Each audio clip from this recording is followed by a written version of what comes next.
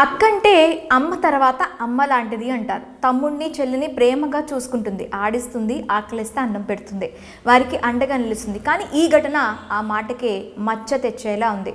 ఇంట్లో తల్లిదండ్రులు లేని సమయంలో ఇద్దరి చిన్నారి చెల్లెలను కంటికి రెప్పలా కాపాడుకోవాల్సిన ఓ అక్క తనను చూడకూడని స్థితిలో ఉండగా చూశారని వారిని పొట్టన పెట్టుకుంది. ఈ ఘటన ఉత్తరప్రదేశ్లోని ఇతావా జిల్లాలో చోటు చేసుకుంది. వివరాల్లోకి వెళ్తే ముగ్గురు పిల్లలను ఇంట్లో ఉంచి తల్లిదండ్రులు బయటికెళ్లారు. ముగ్గురు అమ్మాయిల్లో అంజలి పెద్దమ్మాయి, ఆమెకు 20 ఏళ్లు ఉంటాయి. ఆమెతో పాటు మరో 2 బాలికలు ఉన్నారు. ఒకరికి 7 ఏళ్లు, ఇంకో పాపకు 5 ఏళ్లు. ఈ ముగ్గురు ఇంట్లో ఉంచి సాయంత్రం 5 గంటల సమయంలో తల్లిదండ్రులు బయటికెళ్లారు. అయితే ఇంట్లో ఎవరూ లేకపోవడంతో అంజలి ఏకాంతంగా గడిపింది.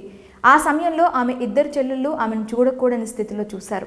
అదే వారు చేసిన తప్పైంది. తనను ఇలా చూసిన 2 చెల్లెళ్ళు ఎక్కడ విషయం బయట పెడతారో అని దారుణానికి ఒడిగట్టింది అంజలి.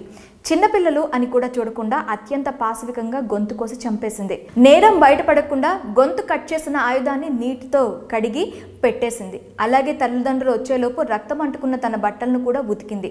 రాత్రి సమయంలో తల్లిదండ్రులు వచ్చి చూసేసరికి 2 చిన్నారులు విగత జీవులుగా పడి ఉన్నారు. దీంతో వారి గుండె ఆగినంత పనైంది.